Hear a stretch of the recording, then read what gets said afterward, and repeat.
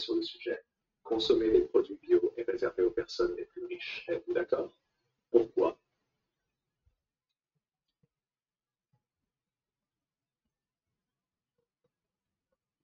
La consommation de produits bio est souvent perçue comme un choix de vie sain et respectueux de l'environnement.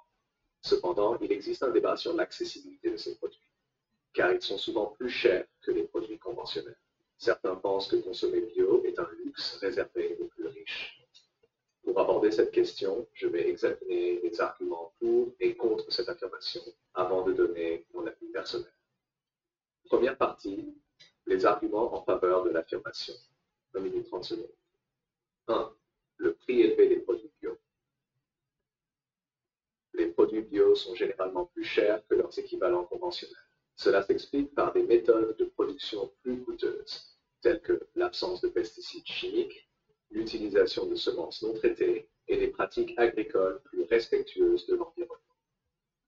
Par exemple, dans un supermarché, une personne pourrait trouver une pomme conventionnelle à 1 euro, tandis qu'une pomme bio pourrait coûter 1,50 ou plus. Cette différence de prix peut sembler minime, mais elle devient significative pour une famille qui achète en grande quantité. 2. Un choix limité pour les classes moyennes et populaires. Pour les familles au budget limité, le prix plus élevé des produits bio peut rendre leur achat difficile. Elles doivent souvent faire des compromis entre la qualité et la quantité. Et dans ce contexte, les produits bio peuvent être perçus comme un luxe. Par exemple, une famille de 4 personnes avec un revenu modeste pourrait ne pas pouvoir se permettre de remplir son panier de courses uniquement avec des produits bio, surtout lorsqu'il existe des alternatives conventionnelles beaucoup moins chères.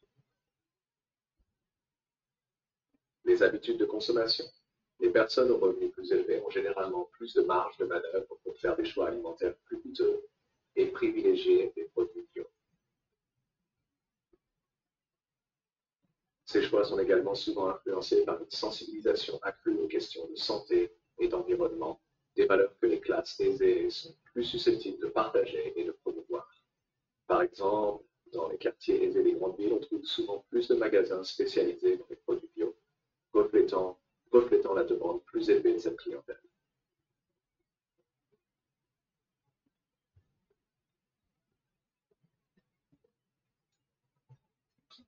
L'augmentation de l'offre et la baisse des prix. Au fur et à mesure que la demande pour les produits bio augmente, leur production se diversifie, ce qui a conduit à une baisse relative des prix.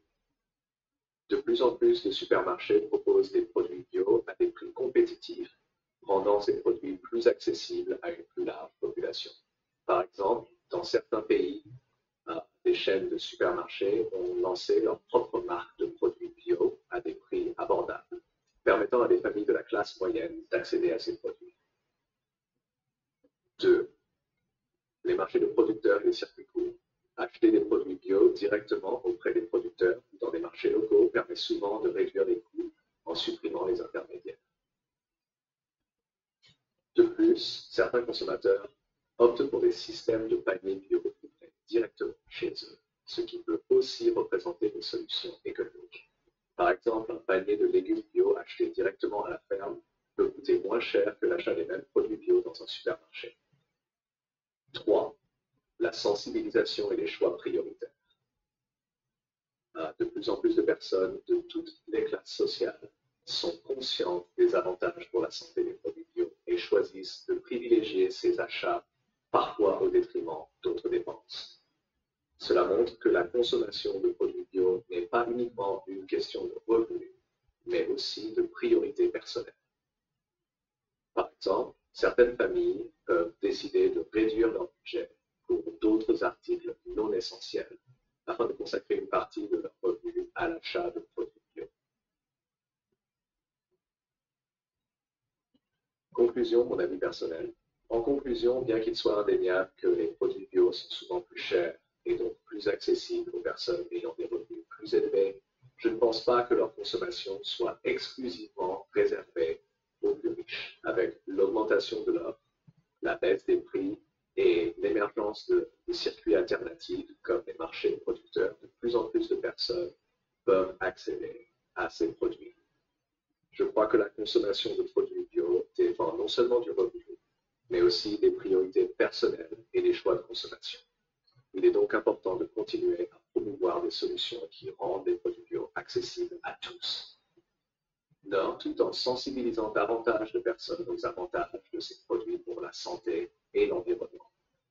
Ainsi, bien que les revenus influencent certainement la capacité à consommer bio, des efforts continus sont nécessaires pour démocratiser l'accès à ces produits, afin qu'ils ne soient pas perçus uniquement comme un luxe ou